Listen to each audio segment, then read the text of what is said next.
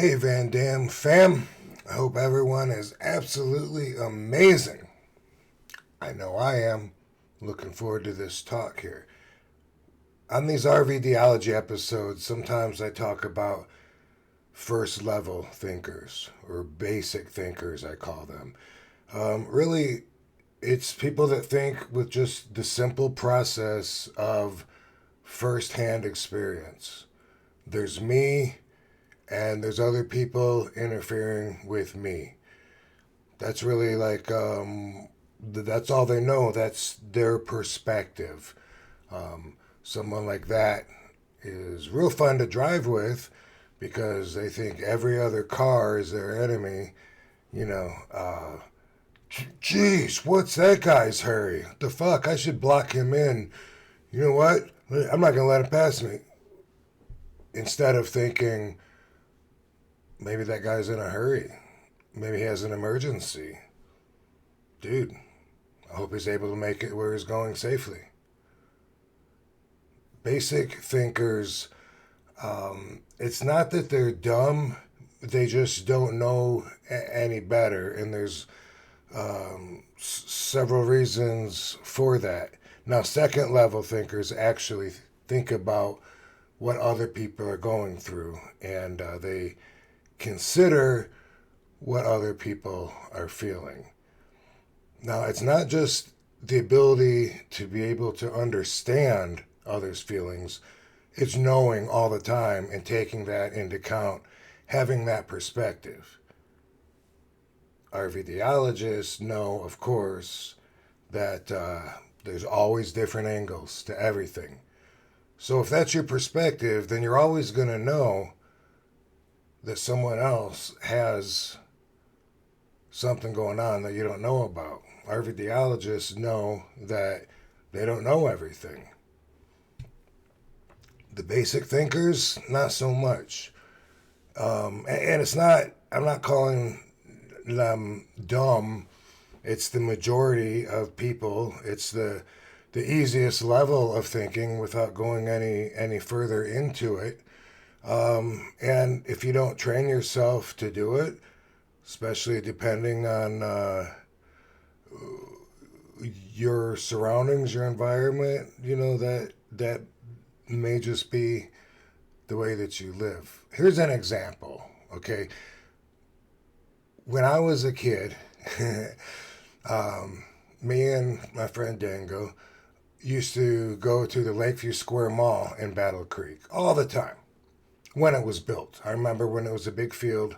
When the mall came, that was the place to go. And we used to go up on we would do what became parkour. But back then, nobody knew it was parkour. But you know the big obstacles in the center of the mall that hold the plants and stuff. Where we used to love running on those, jumping off of those from one to another, running up or down the railing of the stairs. We would do backflips off of those planters and off of the big wooden thing, you know, that surrounded the fountain. Stupid things like that. And we were wrestling fans. And I remember thinking, because, you know, we looked up to the Rockers, Shawn Michaels and Marty Jannetty. They were, at that time, the example of young, smaller, faster guys that were cool. They had a lot of really cool tag team moves. And I remember me and Dango saying, man, you know, when we get into WWF and we're wrestling like the Rockers, we'll still come out here to the mall and do backflips. It seemed like that as a kid, you know, like we thought these guys are sellouts because they don't really want to come out and do backflips and stuff. They're not really as cool and fun as we are or something. I don't know.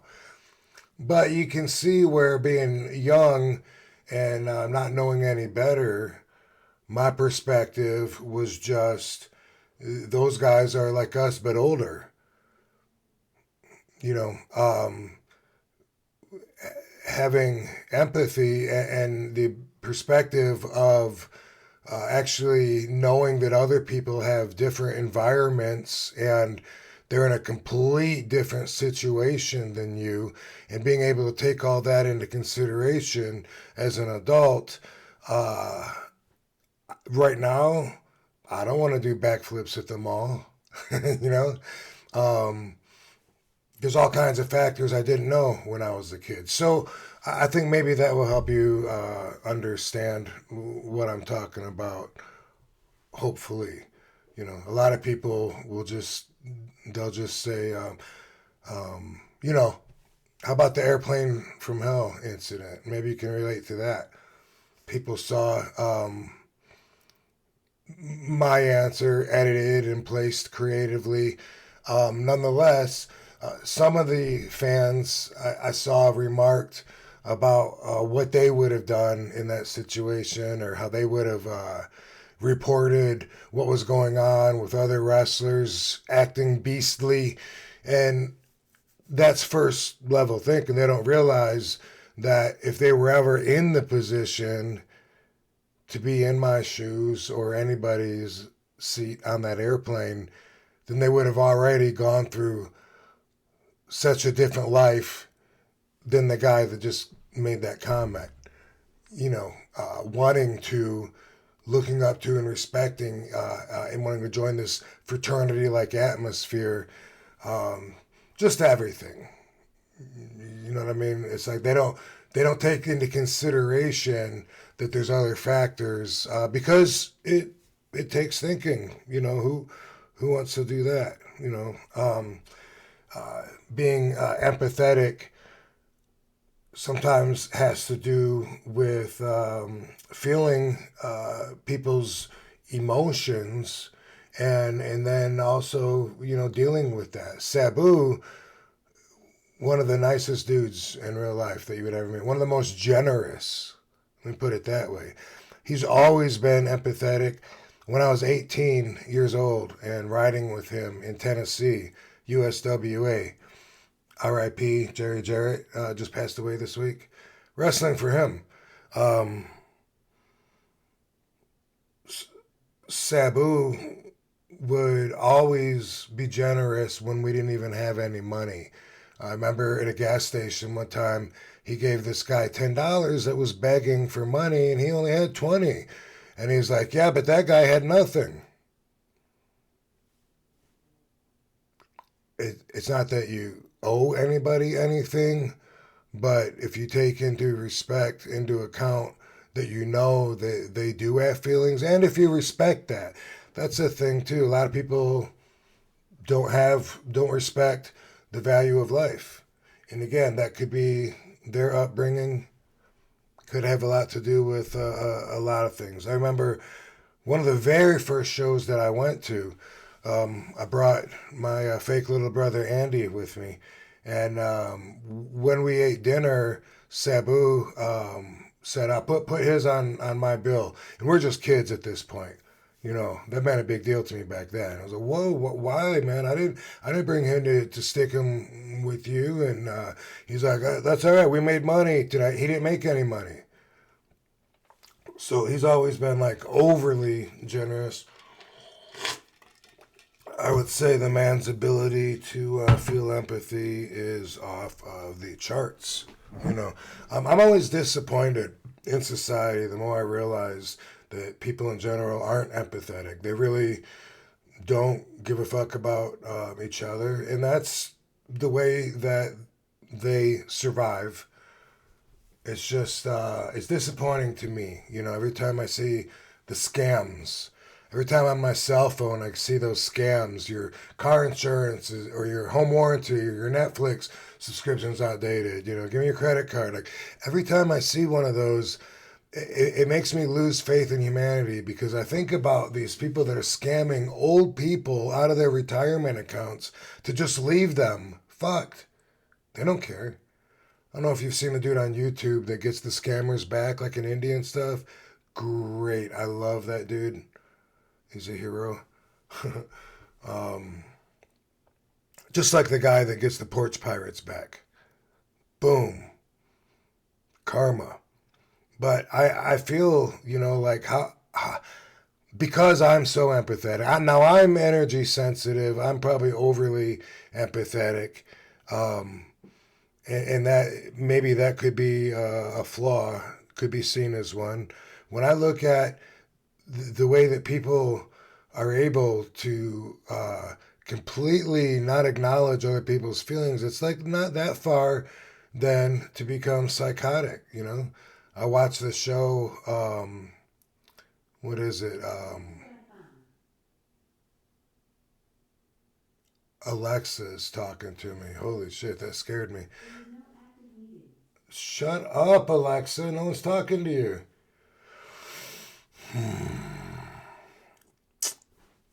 um, it's called Signs of a Psychopath. And anyway, it's amazing seeing these people talk about horrible murders they committed just matter of factly. And then they're going to go to jail for the rest of their life. And they don't seem to give a fuck, you know. And there's people like that.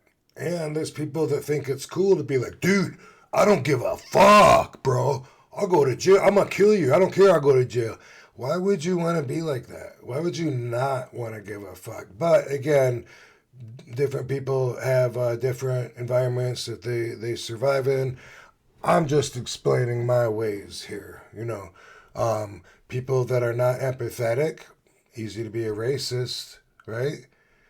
They just look at other races as different, you know. What more do they want? We give them jobs. They get hired before I do.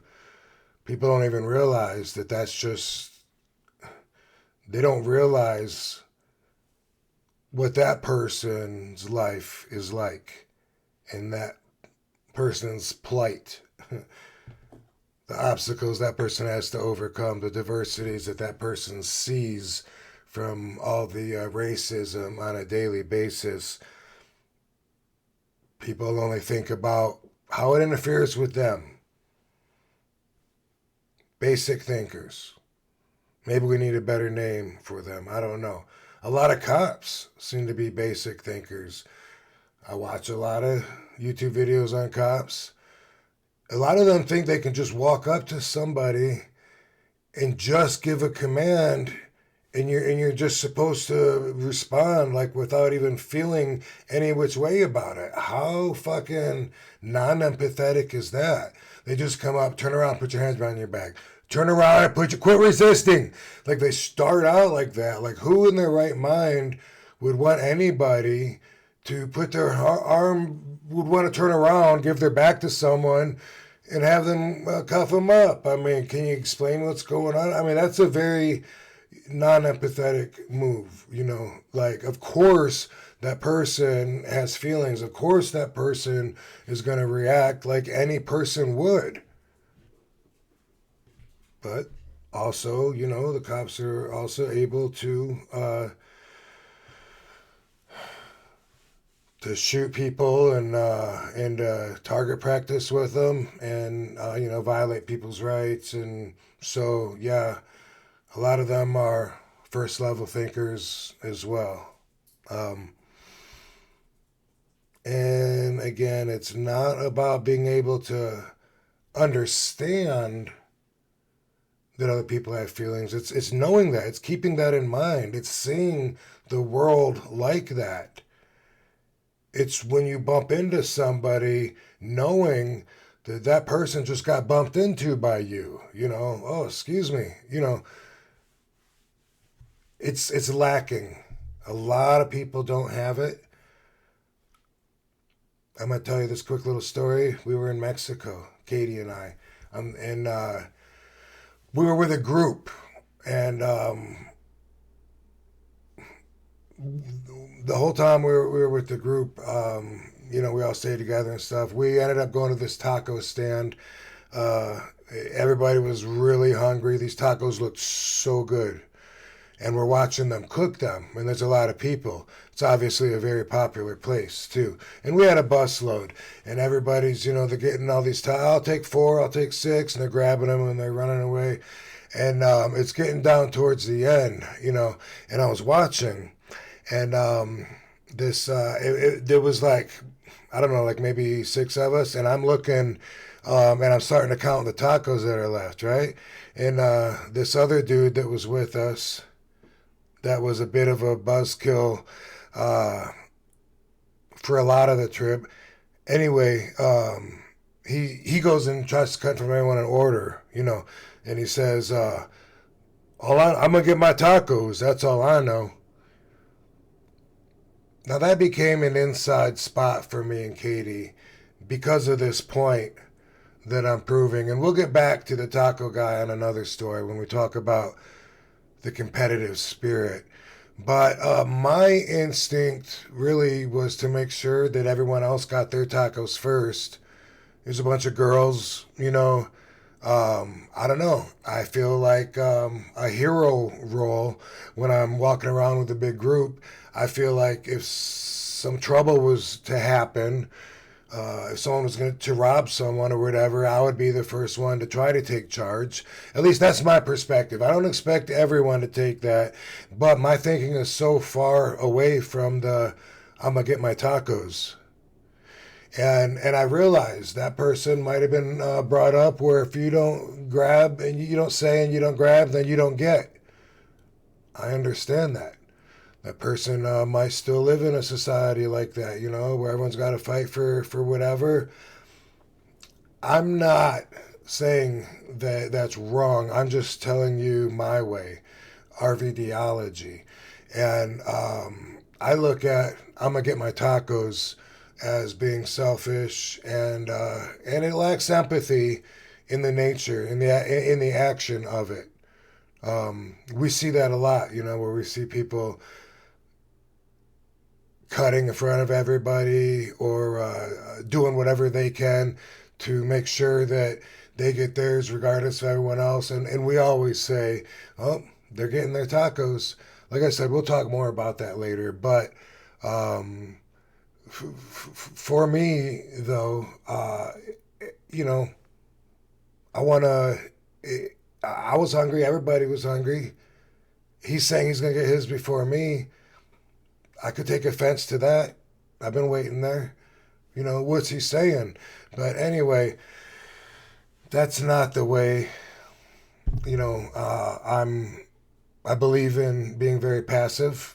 When I'm not passive, I usually am fucking up. And then later on, I'm going to be somewhat upset that I lost my cool. Not always. Sometimes not being passive doesn't mean being aggressive. It just means standing up a little bit for myself, for my rights. And when I do that, although my vibration does change to the point to where Katie says that I'm blowing up, and I'm really just answering back, I don't have a problem with that, circumstantially. Everything is circumstances,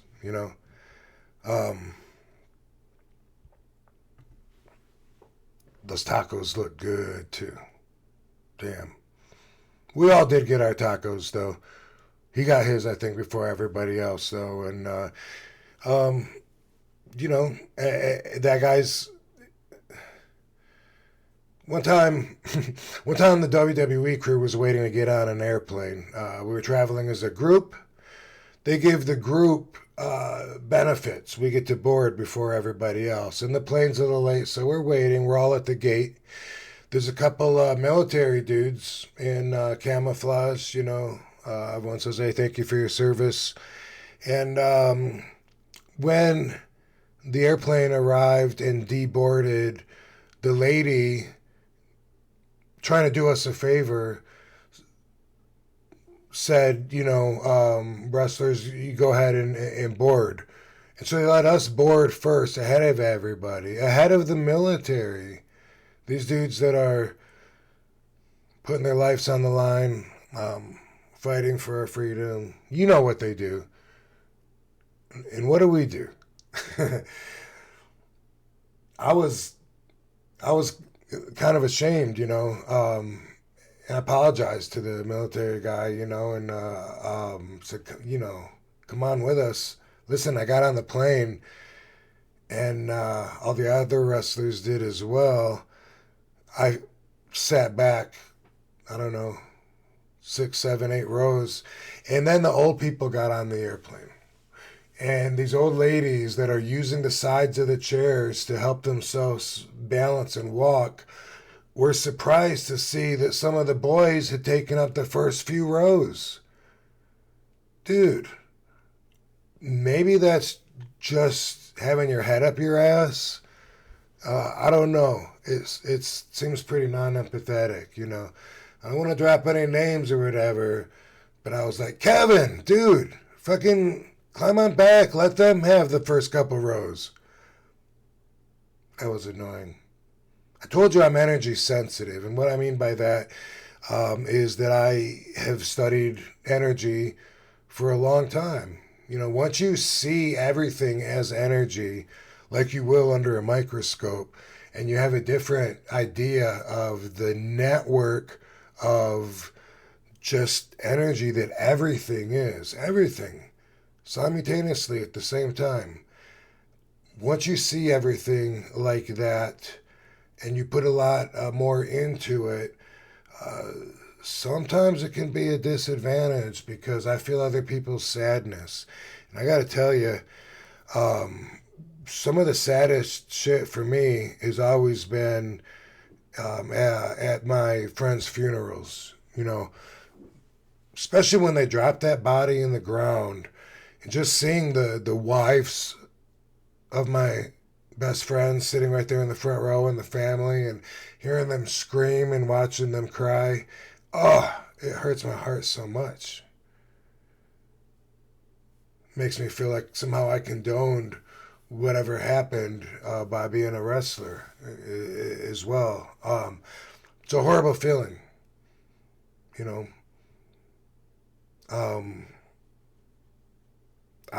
This is something I always like have a hard time getting through this. Let's see if I can do it now. But at Eddie Guerrero's services, Billy Graham, who he's got a GoFundMe right now, he's in the hospital and needs some bills taken care of. Good luck, superstar Billy Graham. He gave the services, and Eddie is in a coffin in the front of the room, and we're all sitting there in the chairs. And during his speech, Billy Graham says, "Now we're going to enjoy Eddie's favorite song." And the song played. It was a Johnny Cash song. Like, I always think of this moment when I hear it.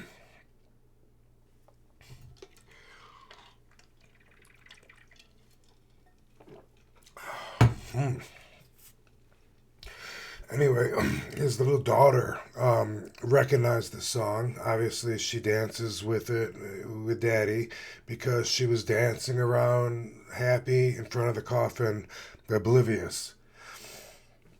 Being empathetic, I felt so bad. I didn't even want to catch my flight that night. I felt so bad for the daughter and for the family. Eddie and I weren't even like best friends or anything like that. I mean, obviously we were friends. We had respect for each other, but it always gets me, like, knowing how hurt the families are, how much they counted on having that person in their future, and how much that hurts because death is so final. Ugh. My evil ex was from a dirty, tiny little city in Oklahoma called Fairfax. Fairfax, Oklahoma. It's on an Indian reservation. Her dad lived there. Little tiny town, one red light. The The grocery store sells meat that's outdated. I wasn't real happy when we had to go there and visit, which we did a few times. Um, her dad was cool, a nice guy. Again, not my best friend. I didn't know him super well. So when they asked me to give his eulogy, it was surprising. I also felt honored. I felt obligated. Um, Man, I felt pressured because all these people that knew him for so long, and again, they counted on him. He had kids. He had, nephews, nieces, grandkids, whatever, friends. A whole room full of people that knew him so well. This is their last time they're ever going to see this this man's body before they drop him in the ground, and I'm giving the parting words, and I'm a mush. Holy fuck. Um, but you know what? I'm Rob Van Dam, and that's why they wanted me to do it. Dad, Fred, he was thrilled that his evil little daughter had married a wrestler. Obviously, I was a big deal in the town. I'm a big deal in any town. And it would mean a lot to him. So I was like, okay, they helped me write the speech. Maybe they wrote it all. I think, maybe I went over it a little bit, but I just had to read it, if I remember right, in front of everybody. And whew, it was really, really hard to do. I think I was by far the weakest one in the room. Bawling my eyes out. I could say a couple sentences and I would cry. And I'm looking up at his wife, and I'm looking at all these people and I'm thinking, oh my God, it is so sad. It always is so sad when someone dies. My evil ex, when we started dating, she hated her dad. She hated her mom. So it was like sometime later, like when he started dying, that she decided maybe she should make an effort to see him. And so it wasn't like we were like best friends or anything. But after the funeral, because I wasn't around him that much, like I said, people kept saying, wow, they were so impressed. Wow, I guess Rob and Fred must have really been close. Rob must have really thought a lot about Fred. That was, he was crying, couldn't hold it together up there. And really, for me, it was just empathy and sympathy for everybody else being there. It was like so sad to me. Um, I couldn't, I couldn't help but just bawl and then try and talk and leaving behind. I mean, I was a mess. But it was really a very sad time. So anyway, you know what? People lack empathy. Take a notice. They really do. Um, just so you know, that ain't cool with Rvdology. There's always a different angle to everything. Everyone's got a different perspective. Everything is subjective. Don't worry, that's a episode coming up real soon. And I don't know, maybe I'm just a big pussy, but do I believe that nice guys finish last? Yeah, I do. That's why I'm going to outlive everybody.